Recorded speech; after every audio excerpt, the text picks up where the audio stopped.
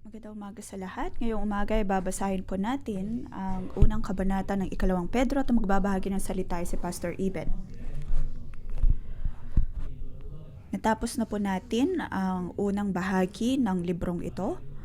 Sa mga panahon po na iyon, ang mga mananampalataya ni Jesus ay humarap po sa maraming mga persekusyon sa kanila pong kapaligiran, sa kanila pong komunidad ay naroon ang napakahirap na sitwasyon ng mga mananampalataya kung kaya naman isinulat po ni Pedro ang librong ito.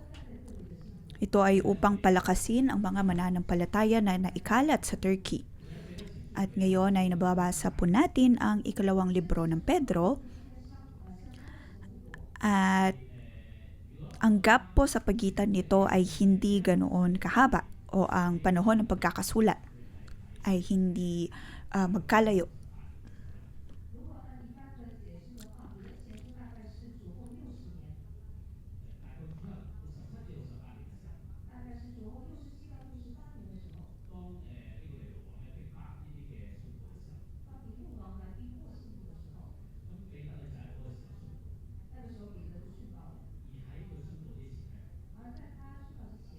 Si Pedro ay naging martir sa panahon ni Haring Nero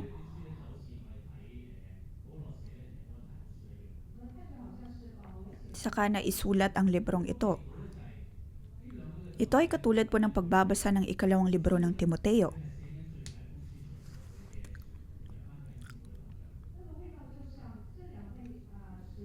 Dahil parehong si Pedro at si Timoteo ay isinusulat po ang kanilang huling habilin para sa mga mananampalataya sa kanilang mga panahon. Para po bang will and testament.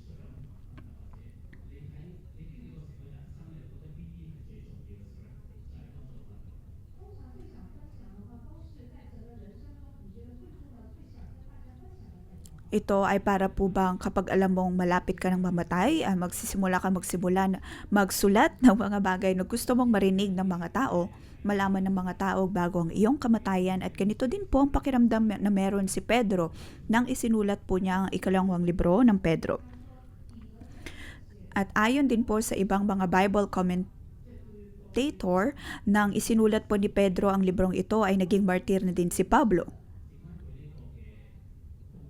Ibig sabihin, maging ang katulad ni Pablo na isang hentil na naging disipulo ng Diyos ay namatay din dahil sa kanyang pananampalataya. Ngunit ang mga taong katulad ni Pedro ay naroon pa rin na nabubuhay o kaya ay mga mananampalatayang Hudyo. Kung kaya naman ginamit niya ang lahat ng kanyang makakaya upang isulat ang mga liham na ito para sa mga mananampalatayang nakakalat sa Turkey at sa Asia Minor.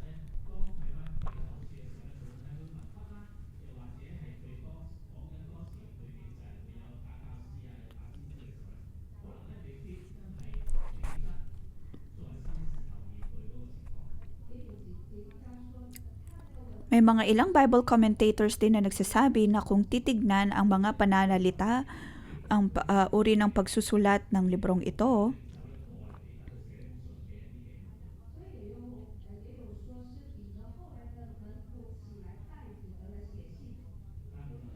maaaring ang mga ito ay hindi po naisulat o kaya'y lumabas na panahon na buhay pa si Pedro.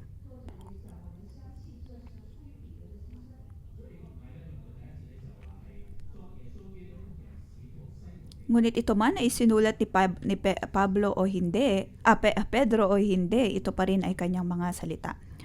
Sabi po dito,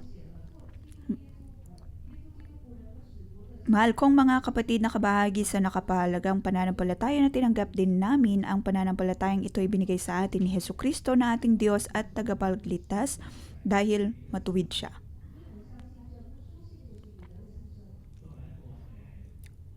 Naniniwala po tayo na ito ay mula kay Pedro.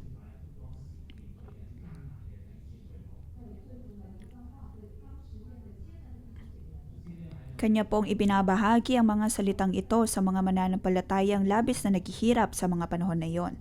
Katulad po sa panahon po natin ngayon o kaya sa mga kapatid natin nakikinig online, maaaring humaharap po kayo sa maraming mga paghihirap, mga pagsubok,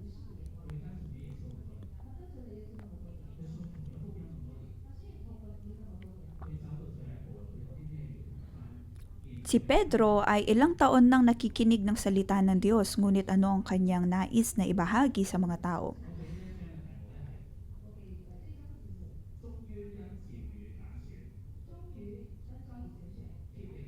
Kaya bibigyan po natin ito ng pamagat, maging tapat sa iyong pagkakatawag at ang pagpapalang tunay. Unang bahagi ay verse 1 at 2. Ito po ang introduksyon ng kabanatang ito.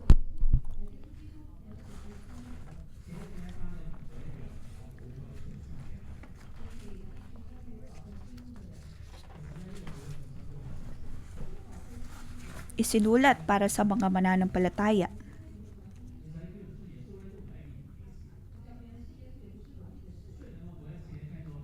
Kung tutusin, hindi madali ang makilala ang Panginoon. Kaya naman po sa atin po mismo dito sa church, kapag meron po tayo mga evangelism, ay meron po tayong 10 hanggang 20 katao. At nakakagulat dahil alam natin na sa pamamagitan lamang ng kapangyarihan ng Diyos, na tayo ay nagkaroon ng ganito kadaming mga mananampalataya.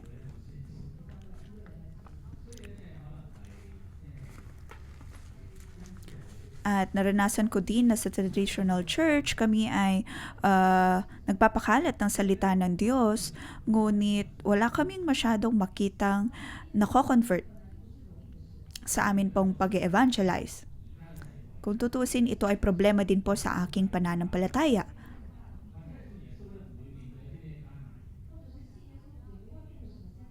Ngayon, maaaring wala pa tayong hinaharap na mga persekusyon o kaya napakabigat na mga paghihirap katulad ng mga disipulo noong araw.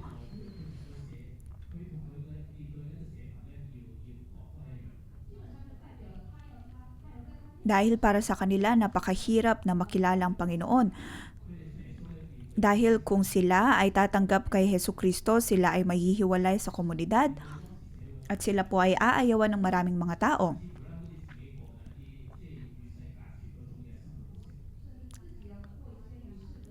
At kailangan nilang mabuhay ng may isolation o kaya hiwalay sa maraming tao.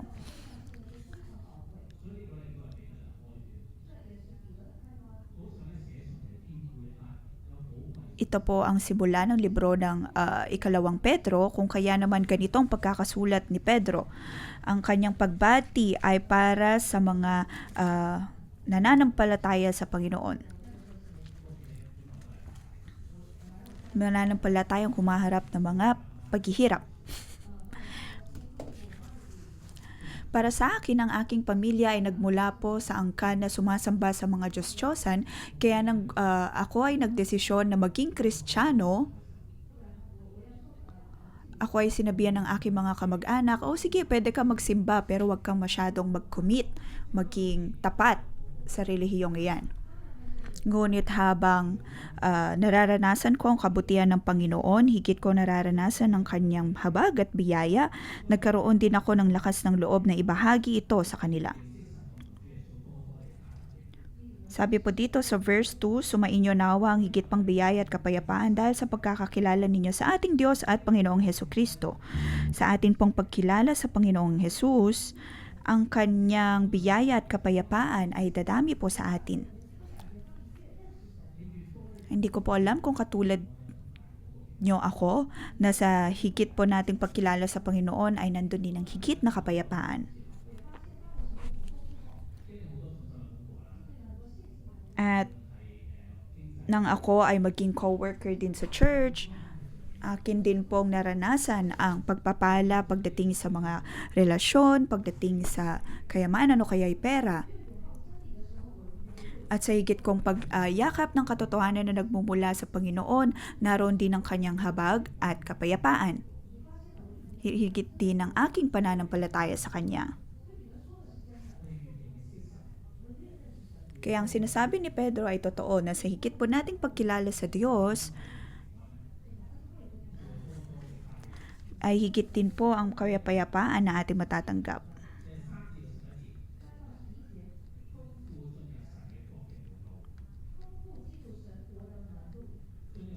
Sunod ay mula verse 3 hanggang 11. ang pagpasok sa kaharian ng Diyos ng may kasaganaan.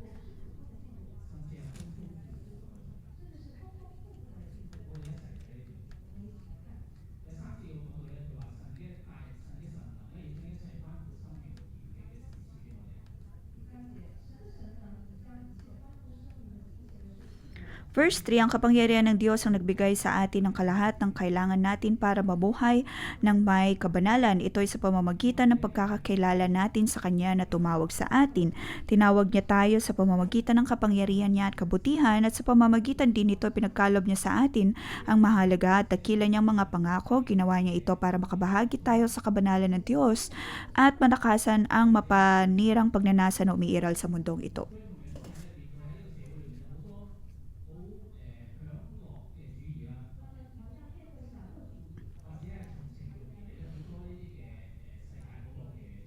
Ang mga taong ito ay humaharap po sa tukso ng pagnanasa at imoralidad. At sa panahon po natin ngayon ay ganito din po ang sitwasyon na ating hinaharap. Maaaring sa atin pong pagtanggap sa Panginoong Hesus, ang atin pong buhay ay hindi na lamang po para sa atin, dahil tayo na rin po ay pumasok sa diwa ng kabanalan. At sa panahon na binigay po ng Diyos ang kanyang mahabagat biyaya sa atin, ibinigay niya din ang katotohanan na mula sa Kanya. Kaya naman, ano ang mga bagay na inaayawan ng Diyos? Ay atin na pong inaayawan dahil tanggap na po natin ang kalinisan na nagmumula sa Panginoon. Tayo na po ay naging kabahagi ng kanyang kabanalan.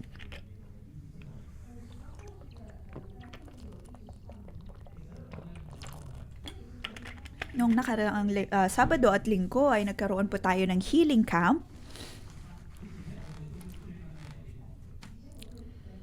At sinasabi po doon na may mga bagay tayong ginagawa na hindi kalugod-lugod sa Diyos.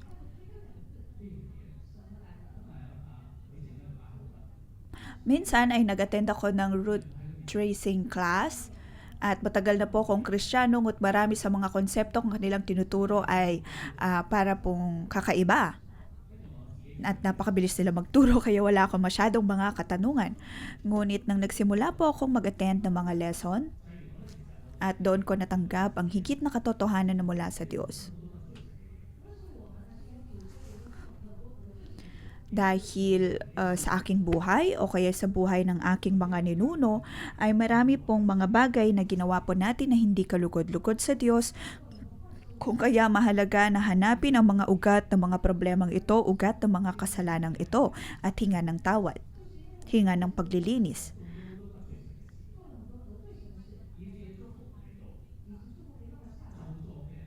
Maaring may mga kasalanan din po tayo na ginawa na hindi po natin sinasadya, ngunit ito ay nagkakaroon ng malaking epekto sa atin. Kaya naman ito ang kahalagahan ng tracing roots.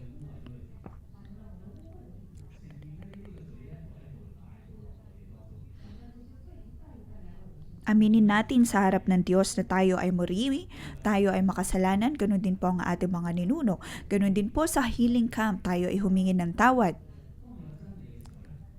at natutong magpatawad sa mga taong nagkasala sa atin. Kaya sa pagyakap po natin ng katotohanan na mula sa Diyos, ang lahat ng mga bagay na hindi kalugod-lugod sa Kanya ay mahihingan po natin ng tawad, tayo ay magiging mamumuhay na ayon sa kabanalan. At hindi na po tayo magiging katulad ng dati. Dahil dati, maaaring ginagawa lang po natin ang ating nais at wala pong epekto ito sa atin. Ngunit sa ating pagbabasa ng salita ng Diyos, lalo na sa nangyari sa mga Israelita kung paanong sila ay nagkasala sa Diyos at hinarap po nilang maraming mga sumpa dahil sa mga pagkakasalang ito. Kung kaya naman ngayon, sa panahon po natin ngayon, piliin po natin na maging kabahagi ayon sa kabanalan ng Diyos.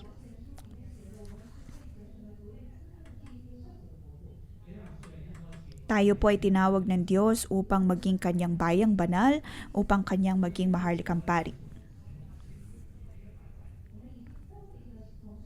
At sa ikalawang bahagi ng Pedro ay itinuturo din po ang katotohanan ito.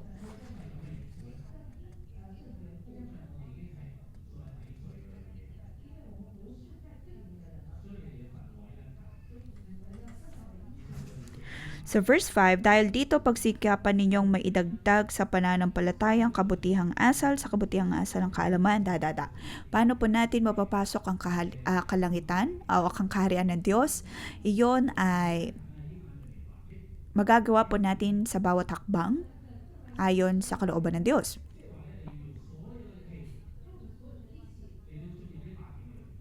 Sabi po dito, pagsikapan. Dapat po tayong magsikap, lalo na sa pamumuhay ng mga bagay na ito. Una, sa pagkakaroon ng pananampalataya, na kahit sa panahon ng mga pagsubok, pipiliin po nating manampalataya. Sunod ay ang kabutihang asal. Katulad po ng sinasabi sa libro ng Tiago, ang pananampalataya at kabutihang asal ay dapat po na maisabuhay. Sunod ay ang kaalaman, pagpipigil sa sarili. Ang kaalaman po na ito ay kaalaman pagdating sa salita at kilos ng Diyos.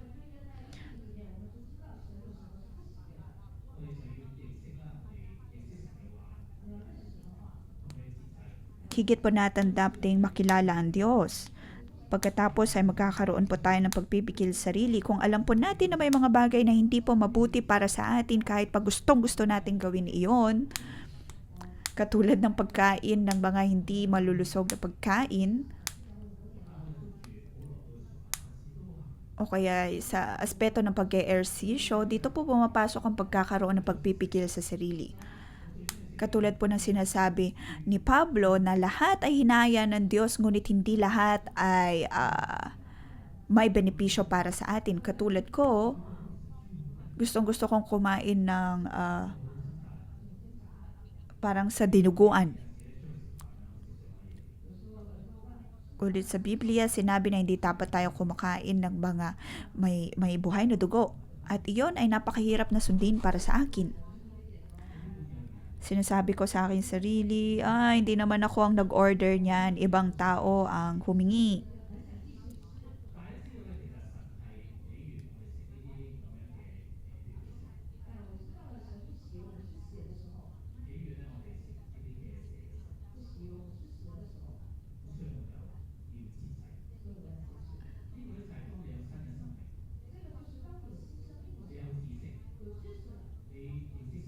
Kung tayo po ay kabahagi na sa Diyos, dapat po nating isabuhay ang pagpipigil sa sarili na ito.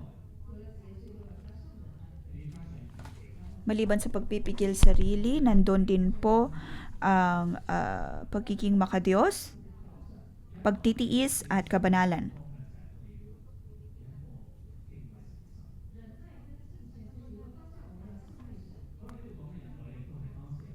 Ang pagiging makadiyos ay ang pagkakaroon po ng banal na takot sa Panginoon.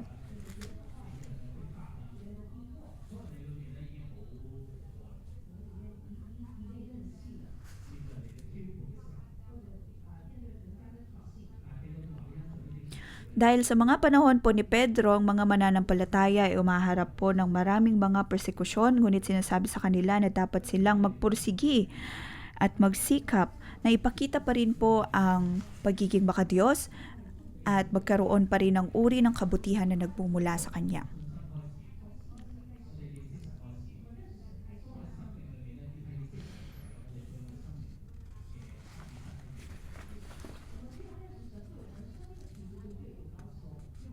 Ang Diyos ay marami pong inaasahan mula po sa atin.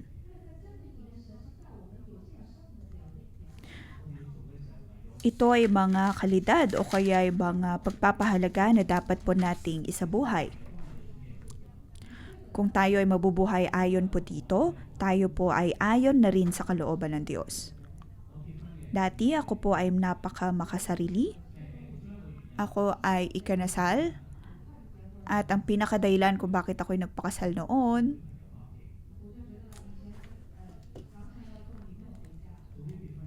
dahil nang kami ay nagliligawan, lagi ko po siyang hinahatid sa kanyang tirahan, ngunit kung kami mag-aasawa na, hindi ko na kailangang gawin iyon. O kaya hindi ako makakapaglakbay kung hindi pa kami kasal, ngunit gustong gusto kong maglakbay. Kaya naman, sa mga dahilang ito ay napaka makasarili ko. Ngunit sa higit kong pagkilala sa Diyos, ngayon hindi na po ako nag-iisip lamang para sa aking sarili. Lahat po ng aking ipinaplano at ginagawa, dati ay para lamang sa aking sarili.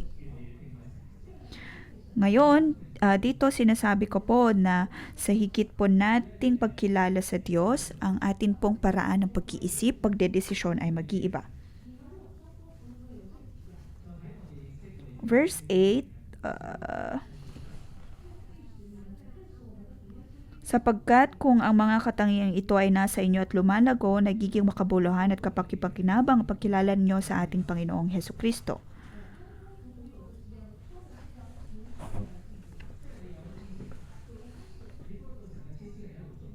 Kung meron po tayong kaalaman, ang kaalaman na ito ay magbibigay po sa atin ng kagalingan. At sa higit po nating pagkilala sa Diyos, ang atin din pong pagtitiis, ang ating pong kabutihan ay lalago at lalago din.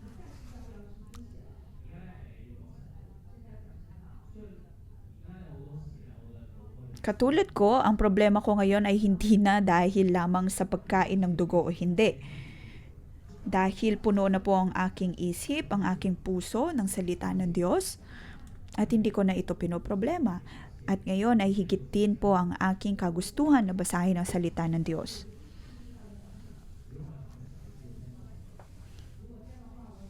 Dahil kung tutusin kahit po sa aking pagtuturo, hindi dahil binasa ko na ng minsan ay naunawaan ko na kung ano ang aking binabasa.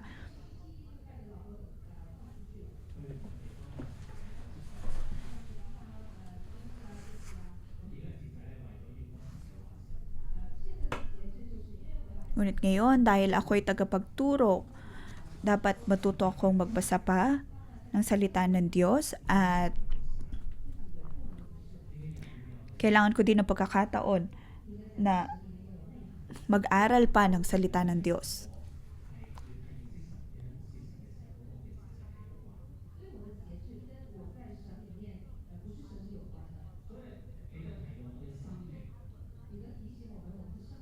Ngayon, imbes na maggala tuwing Monday, nagbabasa ako ng salita ng Diyos. At ito ay nagpapakita ng paglago ng aking pagpipigil sa sarili.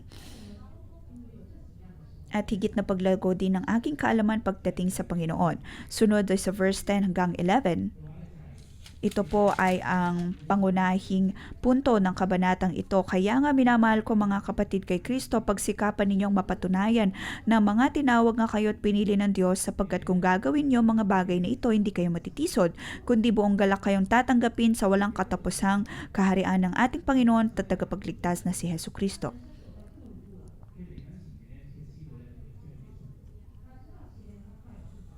Si Pedro, alam po niya na iyon na ay mga huling pagkakataon ng kanyang buhay, kung kaya naman siya ay sinisiyasat niya po ang kanyang sariling buhay. Banilikan ng panganahon ng una niyang makilala ang Panginoong Hesus, kung paanong iniwan niya po ang lahat na mayroon siya upang sundin ang Panginoon.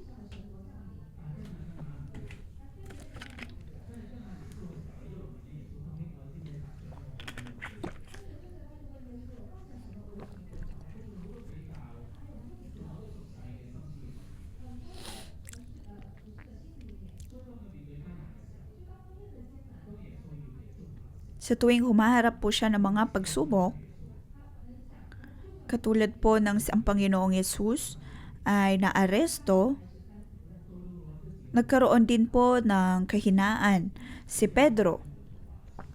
Kung kaya naman pinagkanulo niya ang Panginoong Yesus.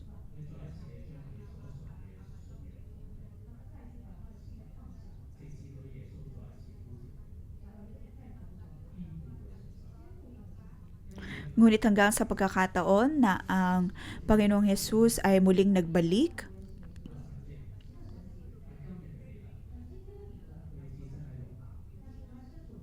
naroon na binalikan siya ng Panginoong Hesus at nakapagpatuloy si Pedro sa kanya pong pananampalataya at pagiging matatag na disipulo ng Panginoon.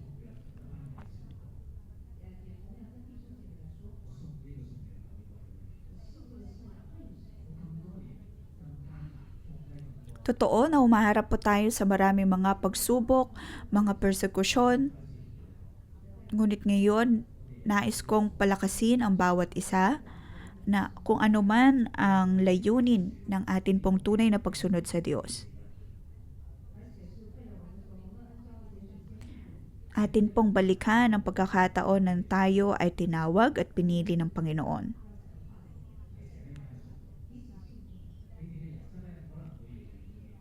Kaya naman po sinabi dito na higit pang pagsikapan na patunayan na tinawag at pinili kayo ng Diyos. Ay ang pinakamahalaga sa lahat ay ang panghawakan po natin ang pagkakapili at pagkakatawag sa atin ng Panginoon.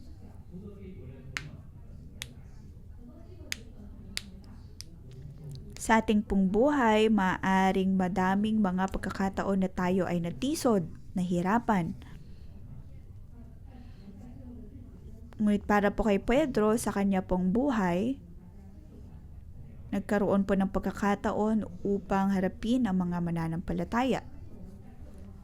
Sa atin pong sitwasyon ngayon, sa atin pong komunidad, sa atin pong sariling mga karanasan, sa atin pong sariling mga paghihirap, o kaya ay humaharap po tayo ng maraming mga pagchichismis mula sa ating mga katrabaho, o kaya ay isinuko ang atin pong career, finance, para po sumunod sa Panginoon. Katulad ko, na iniwan ko po ang aking trabaho sa gobyerno upang magtrabaho sa iglesia at maging full-time co-worker. Kung tutuusin ay inayawan po ito ng aking mga magulang. Ngunit kinailangan kong gumawa ng desisyon sa panahon na iyon at maging matatag sa akin pong pagpili.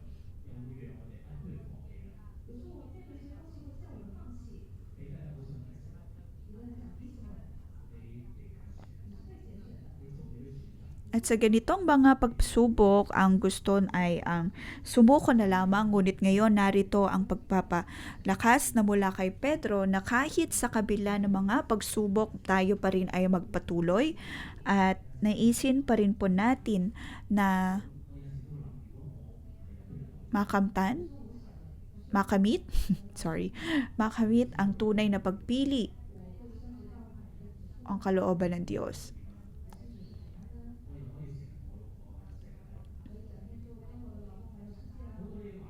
Noong una, ang lagi kong isip ay kung paano ako mapopromote sa akin pong trabaho. Paano ako higit na yayaman. Ngunit natanggap ko ang pagpili at pagkatawag ng Diyos. At alam ko na ito ay mula sa kanyang habag at biyaya.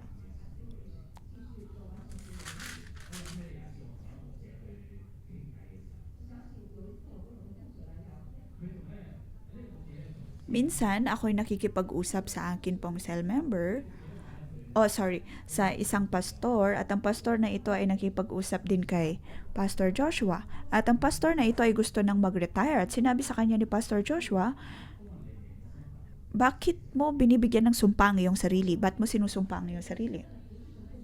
Dahil sinasabi ni Pastor Joshua sa kanya, ang atin pong pagiging Levita, ito po ay panghabang buhay. Kaya wala po tayong retirement. At nang narinig ko yon mula kay Pastor Joshua, wow! Ibig sabihin nun ay wala din kaming retirement. Ang retirement na ito ay hindi po iyon ang pinakapunto, ngunit ang sinasabi lamang po ni Pastor Joshua na ang paglilingkod sa Diyos, ito po ang ating panghabang buhay na pagkakatawag. Sinasabi din ni Pedro sa atin na yakapin po natin ang pagkakatawag at pagpili na ito ng Panginoon. Kaya naman sa kahit anumang pagsubok na atin pong hinaharap, panghawakan po natin ang pagkakatawag na ibinigay ng Diyos sa atin.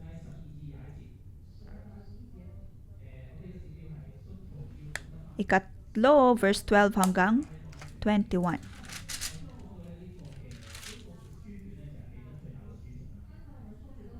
Ang mga mananampalataya ay dapat na marunong alamin kung alin ang tama sa mali. Maaring ang mga pananampalataya ay alam na po nila ang mga bahay na ito. Sabi dito, kaya lagi ko kayong pinapaalahanan tungkol sa mga bagay na ito kahit alam nyo na mga ito at matatag na kayo sa katotohanan ng tinanggap ninyo.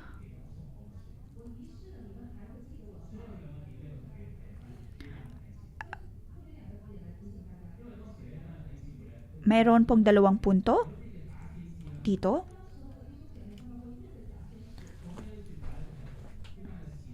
Dahil ang mga mananampalataya po noon ay humaharap ng mga huwad na propeta.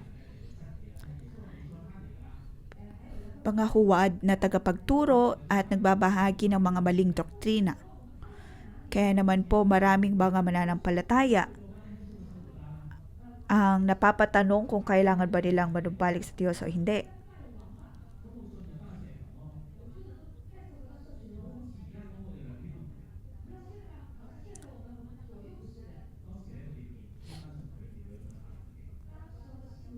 Kaya naman po ito ang sitwasyon ng mga mananampalataya noong mga panahon na iyon.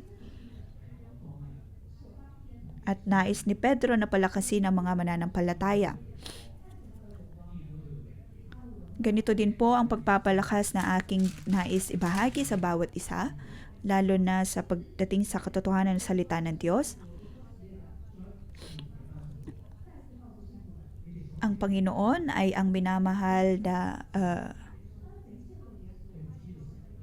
pinagkaloob ng Diyos sa atin.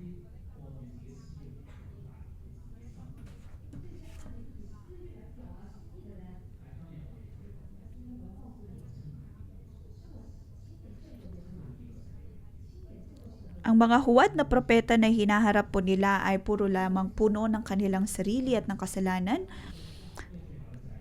Kaya naman narito si Pedro na pinapaalalahanan sila na ito ang kalooban ng Diyos dahil ang nais niya ay ang pumasok kayo sa langit, maging kabahagi ng kanyang kalwalhatian. Kaya naman sa verse 19, ibinahagi din po niya ang mga mensahe mula sa mga propeta. Ito ay magpapalakas sa kung anumang mga bagay na kanyang ibinabahagi. Ginagamit ni Pedro ang lahat ng kanyang makakaya upang sabihin sa mga mananampalataya na dapat nilang maunawaan ang kanilang sitwasyon. Maunawaan, matanggap ang kanilang pagkakatawag. Totoo na hindi madali ang lumakad sa kaloobang ito, na maraming mga paghihirap, mga sitwasyon na hindi natin maunawaan. Katulad ko din, na nahihirapan din po ako at laging hinahamon. May mga drama sa aking isipan. Nalagi kong pinapaalalahanan ang aking sarili na dapat kong baguhin ang aking paningin, ang aking pag-unawa at minsan ay gusto ko na lang din sumuko.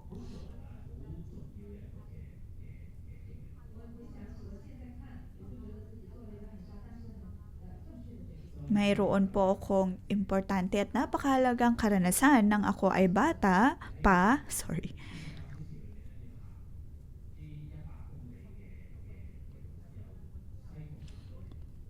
Nang ako ay bata pa, meron po akong sinalihang event. Walker, hiker. Ibig sabihin sa loob ng 4 o kaya 8 oras ay dapat na lakad na kami ng daang-daang milya. At 4 na tao sa bawat grupo. At ito po ay nangyari 20 taon na ang nakakalipas. Ngunit ang karanasan na iyon ay lagi ko pa rin pong naalala.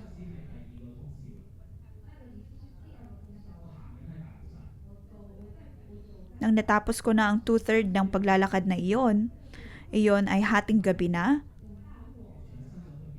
at akin pong nilalakad ang Time Ocean. At napakadilim, napakakapal ng ulap. At laging tinanong lang sa sarili, ba't ko sinamon? Bakit ako sumama sa event na ito? Hindi ba mas maganda ang matulog na lang? Dahil ang akin pong mga paa ay lamig na lamig na. Ngunit sinabi ko sa aking sarili, dapat ako magsikap. Napaka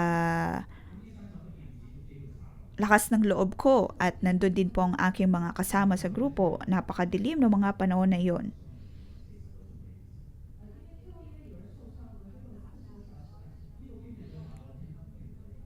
At natapos ko pong lahat ng paglalakad na iyon sa loob ng 2 araw. Pinapakita po nito na sa atin pong pagsusumikap, atin pong matatanggap ang kalwalhatian. Maaring hindi madali, ngunit ang pinakamahalaga sa lahat ay ang magsikap.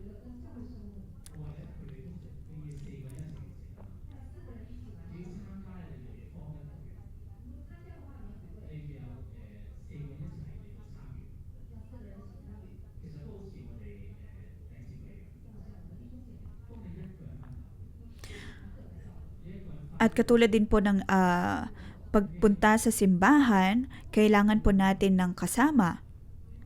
Dahil kung tayo po ay mag-isa sa pagsisimba, mag-isa sa atin pong lakad pananampalataya, mabilis po sa atin ang umalis o kaya mabilis po sa atin ang mawalan ng gana. Kaya naman po ngayon sa atin pong iglesia, meron po tayong tinatawag na cell group, meron po tayong support team upang tulungan po tayo.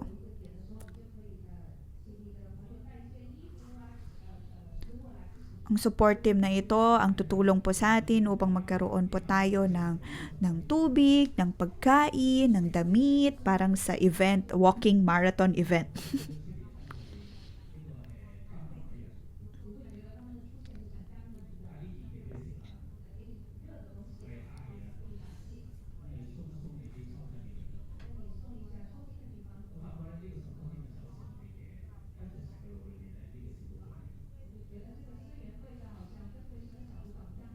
Sa atin pong lakad pananampalataya,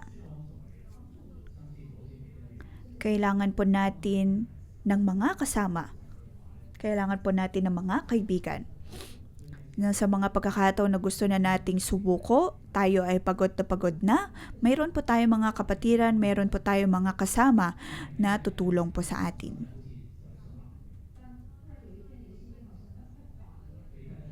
Maaring minsan ang iyong pananampalataya ay nasa maayos na kalagayan, ngunit maaari ding bumabagsak. Ngunit narito ang pagpapaalala ni Pedro na sa atin pong pagkilala sa Diyos, sa atin pong lakad pananampalataya, kailangan po natin ng kasama.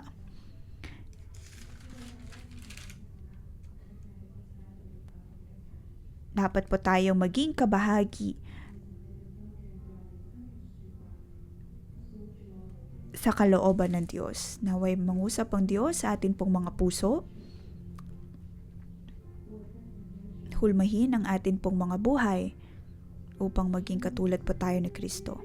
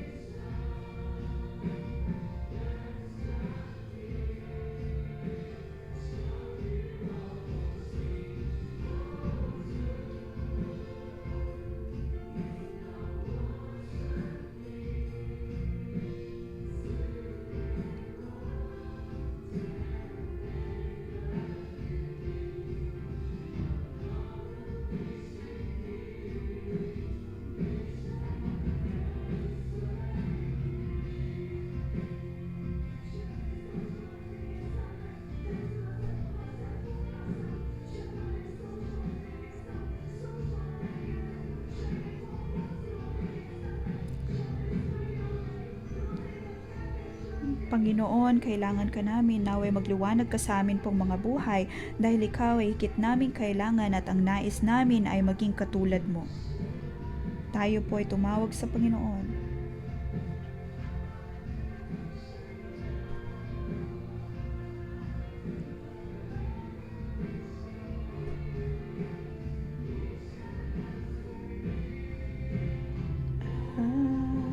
I just want to be more like you.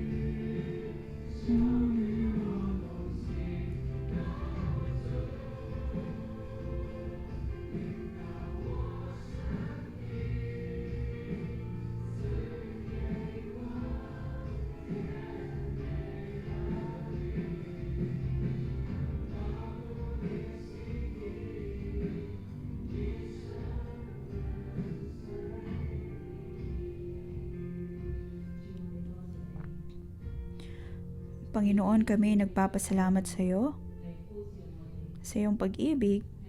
Dahil sa iyong pag-ibig, O Diyos, kami ay iyong tinawag. Ayon sa iyong pag-ibig, kami ay iyong tinawag. Ayon sa iyong kalwalhatian, kabutihang loob, tinawag mo ang bawat isa sa amin. At kami ngayon ay naging kabahagi na ng iyong kabanalan at makakapasok sa iyong kaharian. Panginoon, maraming salamat sa umagang ito na kami nabigyan pagkakataon na basahin ang iyong mga salita upang maunawaan ka.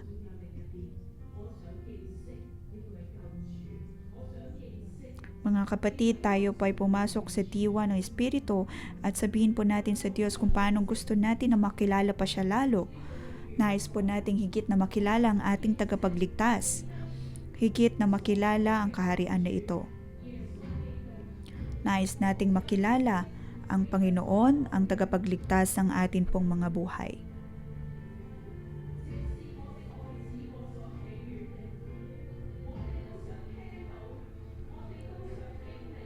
Panginoon, nais kong makilala ka katulad ni Pedro dahil ikaw ang minamahal na anak ng Panginoon.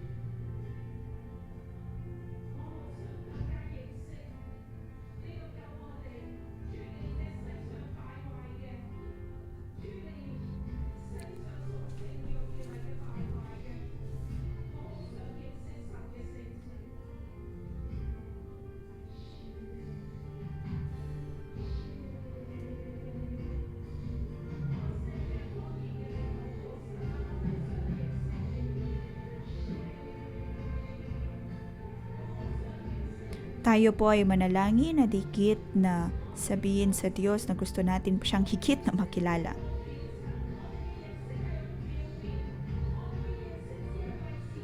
Ang mga nalalaman po natin ay kakaunti lamang at madalas ay para po sa ating sariling benepisyo.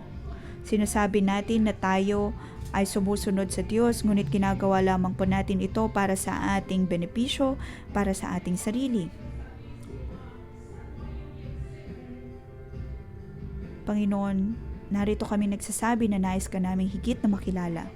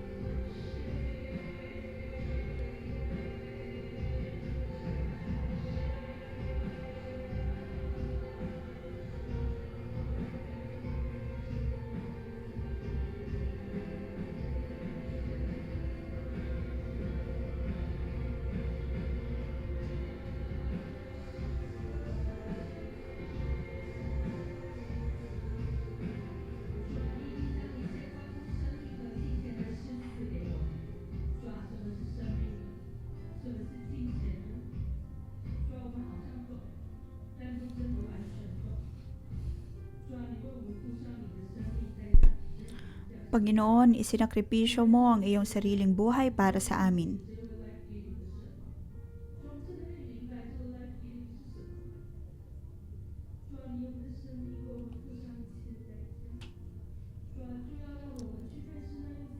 Panginoon, isinuko mo po ang iyong buhay at may mga bagay kang inisakripisyo para po sa amin. Totoo, Diyos, na higit ka naming nais na makilala.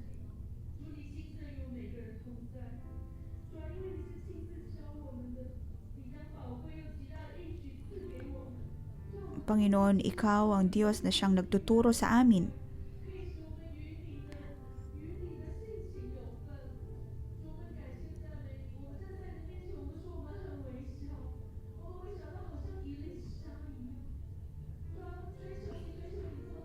Panginoon, totoo na kami ay mahina at madalas sinasabi namin na matagal na kaming nananampalataya sa iyo, ngunit hindi po namin ito lubos na mainawaan. Ngunit Panginoon, tulungan mo kami na mas higit kang makilala at maunawaan at nang makatanggap pa ng mas marami mula sa iyo at kami ay maging karapat-dapat sa amin pong pagkakatawag at sa iyong pagpili sa amin.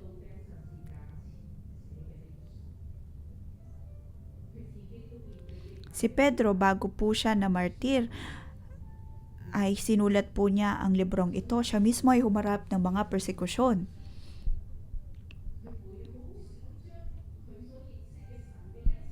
Ang lahat ng kanya pong isinusulat ay napakahalaga.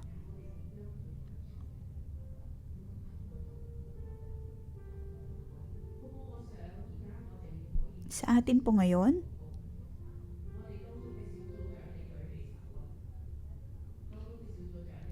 maaari po tayong at may mga cell leader sa lugar na ito. Mga cell leader na ito ay maaaring pong magtungo, magkaroon ng mga grupo.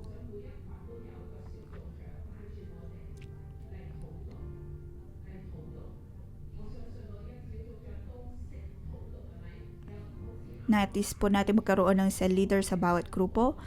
Naniniwala ako na ang bawat cell leader ay alam po nilang manalangin ayon sa salita ng Diyos.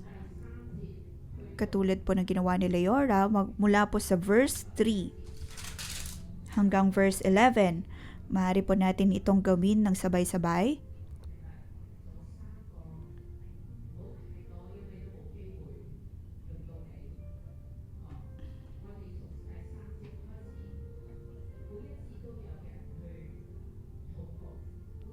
Tayo po ay manalangin ayon sa salita ng Diyos.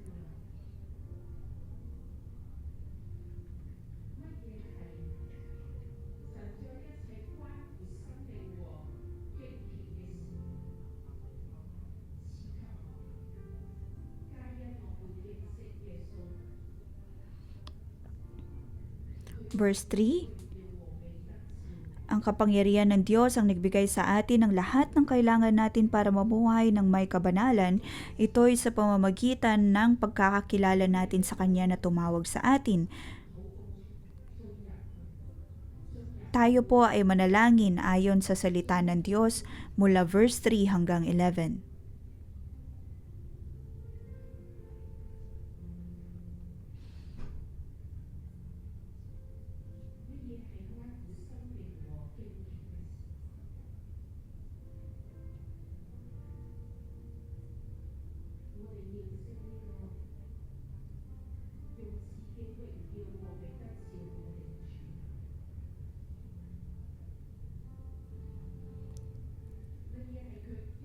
Kilala po ba natin ang Diyos na tumawag po sa atin ayon sa Kanyang kabutihang loob?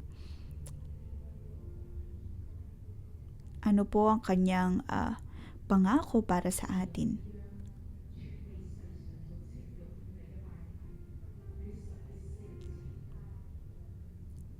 At paano po natin maiiwasan ang korupsyon lalo na sa pagnanasa sa mundo? At paano tayo magiging kabahagi?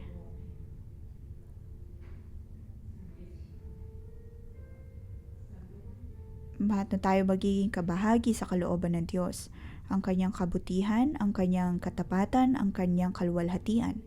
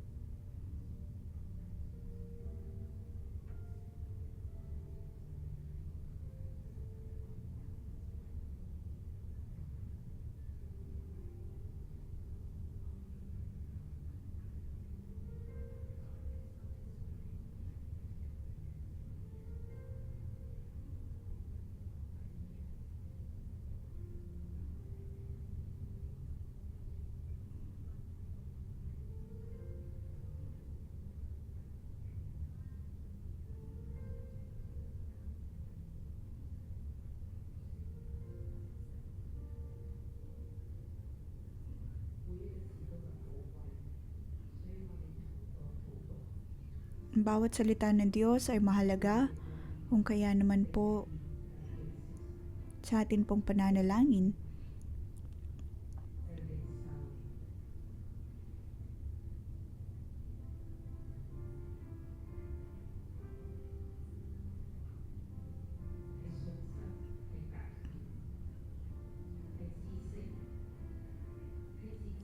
Ayon po sa pananampalataya,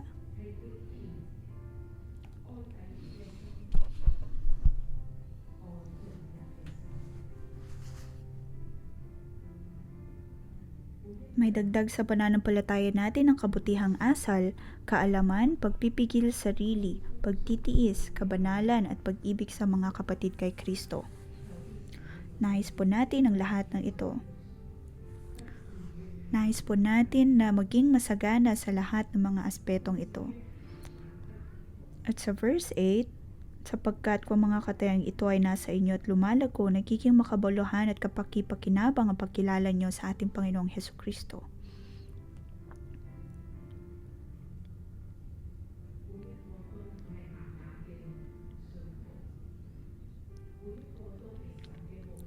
Hindi po dapat tayo maging tamad na uri ng Kristiyano dahil lahat po tayo ay lingkod ng Panginoon at ang bawat lingkod ay magkakaroon ng bunga.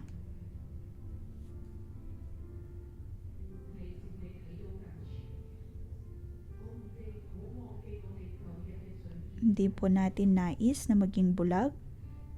Huwag po nating kalimutan na ang atin pong mga kasalanan ay minsan nang nilinis ng Panginoon. Dapat po nating maalala na tayo po ay mga makasalanan.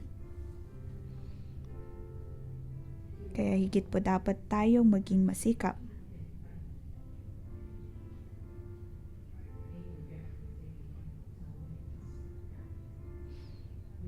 Dahil kung gagawin po natin ito, kailanman ay hindi po tayo matitisod.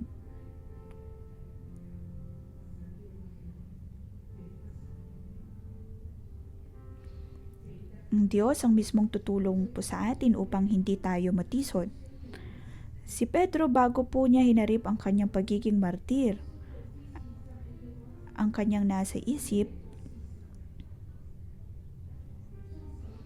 ay ang palakasin ng mga mananampalataya.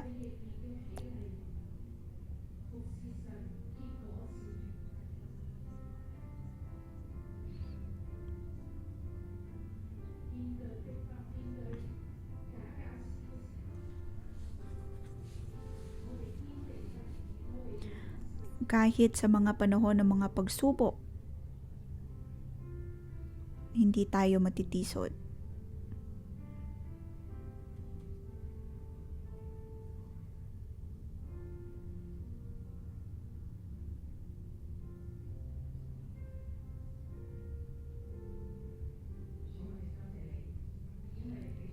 Panginoon, kami nagpapasalamat sa iyo dahil binigyan mo kami ng ganitong uri ng pananampalataya sa pamamagitan ng iyong mga salita.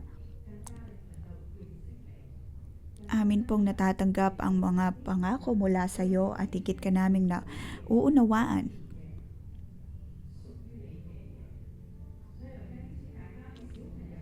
Natanggap ang lahat ng mabubuting bagay mula sa iyo.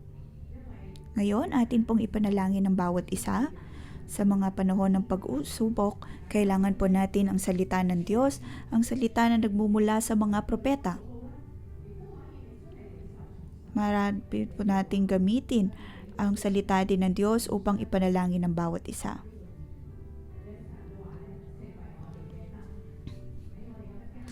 Naway ang salita ng Diyos ang maging ilaw sa atin pong bawat lalakarin.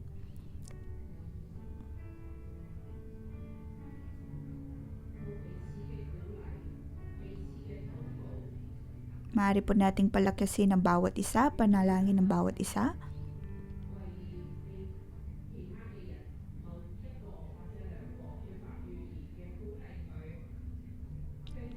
Kung kaya po nating magbigay propesiya, maaari din po natin itong gawin. Palakasin po natin ang bawat isa at na makita po natin ang Diyos.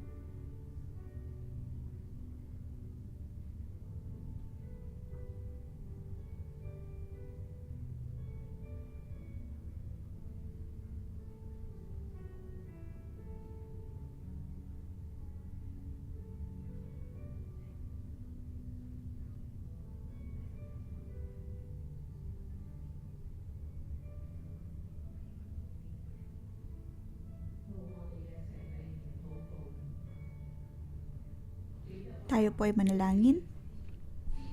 Sinasabi po ni Pedro sa verse 14, dahil alam kong hindi na ako magtatagal sa mundong ito, ang ating Panginoong Jesucristo mismong nagpahayag nito sa akin sa dulo po ng kanyang buhay. Kanya sinabi sa verse 15, kaya gagawin ko ang lahat para makatiyak akong maalala niyo pa rin ang mga itinuturo ko kahit wala na ako rito. Ngayon sa atin pong pagbabasa ng salita ng Diyos,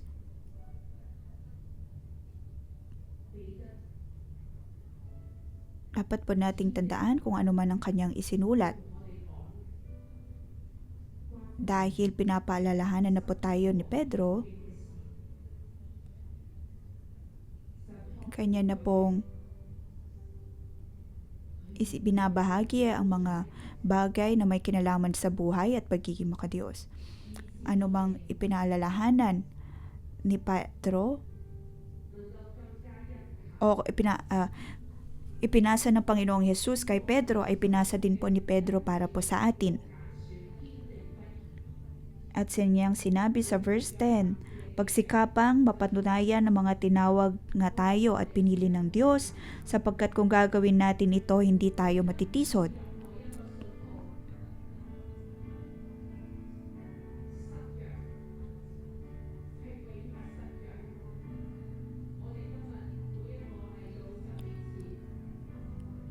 Hindi po kalooban ng Diyos nang ilan po sa atin ay matisod ngayon sa atin pong pagdulog sa Diyos.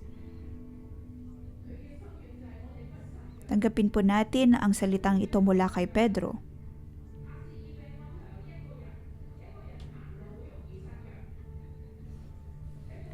Katulad po ng ibinahagi ni Iben na kung tayo po ay lalakad ng mag-isa, mabilis lang po sa atin ang matisod at mapahirapan o kaya ay sumuko. At kailangan po natin mga kapwa natin mananampalataya, kailangan po natin ng kasama upang tayo po ay makalayo at makarating sa atin pong dapat na patutunguhan. Ngayon, maaari po nating hawakan ang kamay ng bawat isa. Maghawak-hawak ang kamay. Dahil kailangan po natin ng kasama sa atin pong lakad pananampalataya.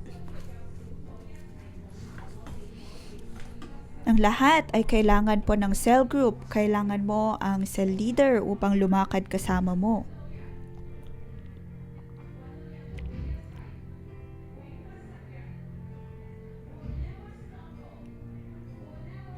Kailanman hindi po tayo matitisod.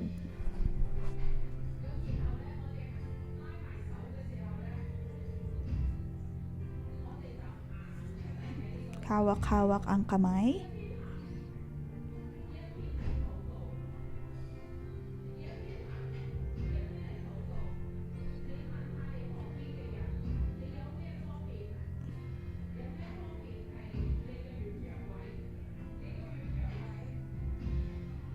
Maaari po nating tanungin ang bawat isa.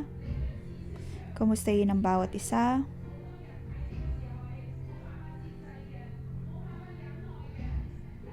Maaring may ilan po sa atin na hindi masyadong masikap, walang pagpipigil sa sarili, walang pag-ibig sa kapwa, walang kabutihang loob. Ipanalangin po natin ang bawat isa.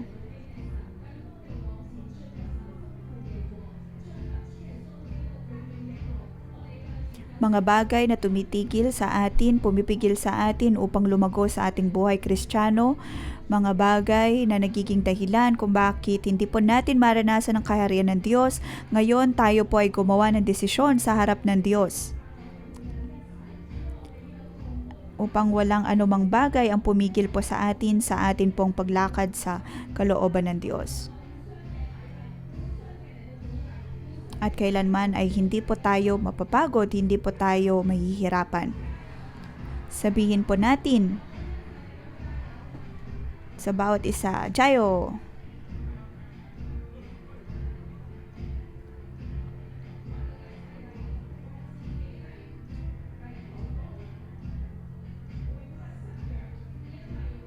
Atin pong ipanalangin ang atin pong mga sarili. dahil tayo po ay mayroong kasama. Kailanman ay hindi po tayo mahirapan. Atin pong ipanalangin ang ating mga sarili. Atin pong iproklama na tayo po ay mayroong mga kasama. Hindi kailanman ay hindi na po tayo matitisod.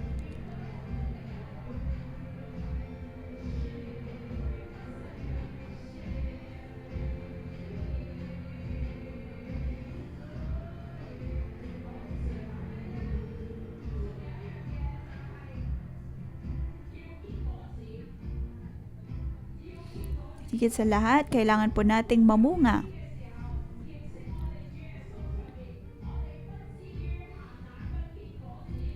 Sa verse 8, sapagkat kung mga katangiang ito ay nasa inyo at lumago, magiging kabakabulan at kapakipakinabang pagkakilala nyo sa ating Panginoong Heso Kristo. Tingnan po natin kung tayo po ba ay lumalago at ipanalangin ang paglago sa atin pong mga buhay. Kung ang atin pong buhay ay mayroon po bang impluwensya sa iba, nagiging dahilan tayo kung bakit nakilala nila ang Panginoon, tayo po ay tinawag upang lumago.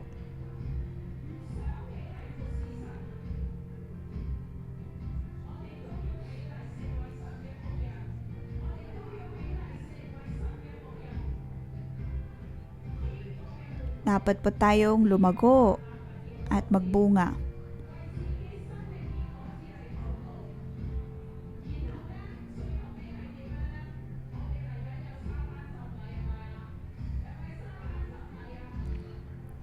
Magkakaroon po tayo ng beach baptism.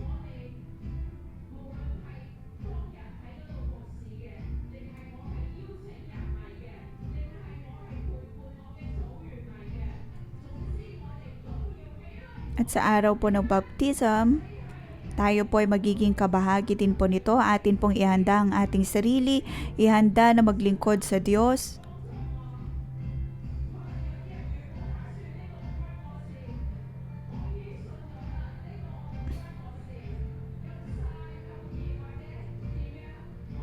Maaaring may ilang nagsasabi, hindi naman ako kabahagi nito dahil nabaptize naman ako, kaya ay napakainit. Ngunit wag po nating itong isipin sa ganitong paraan. Dahil lahat po tayo ay mayroon pong kabahagi sa beach baptism na ito.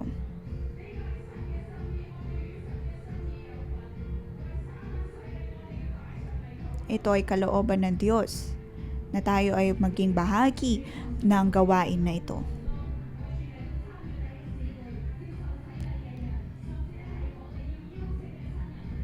Atin pong ipanalangin ang atin pong mga kapatiran. Ipanalangin ang mga tutulong, lahat ng mga volunteer,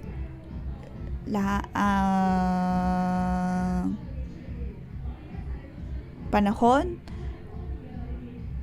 lahat ng mga dadalo at nang makita po natin ang kapangyarihan ng Diyos.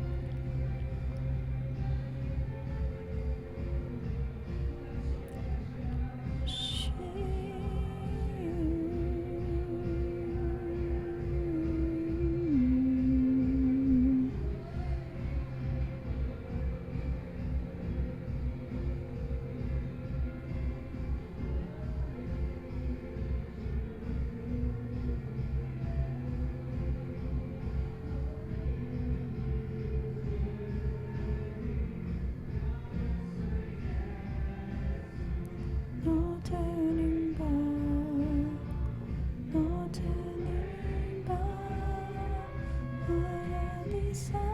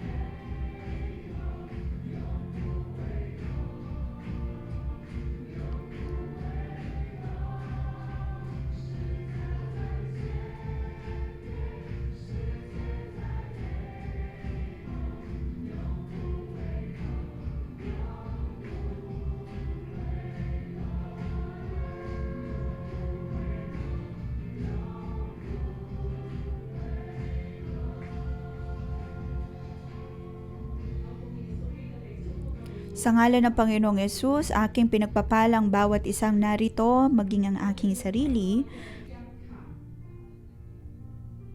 na dapat tayong maging masikap sa pananampalataya.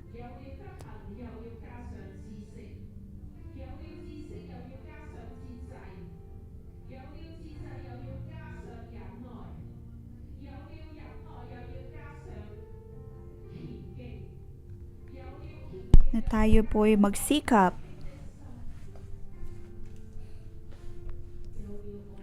magkaroon ng pananampalataya at mula rito magkaroon ng kabutiang haasal, kaalaman, pagpipigil sa sarili, pagtitiis, kabanalan at pag-ibig sa mga kapatid kay Kristo, pag-ibig sa lahat. Maaari po nating tingnan ang bawat isa. Marami pa ring mga tao sa paligid natin ang nangangailangan ng salita ng Diyos, nangangailangan ng pag-ibig ng Diyos, nangangailangan para sa Kanya. Maaaring kapitbahay po natin,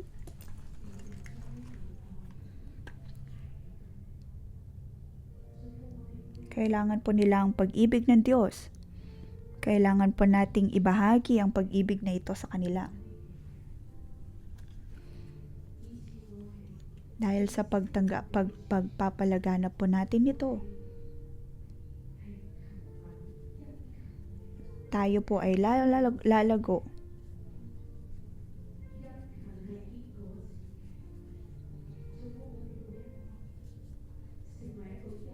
Tayo po ay magiging mabunga.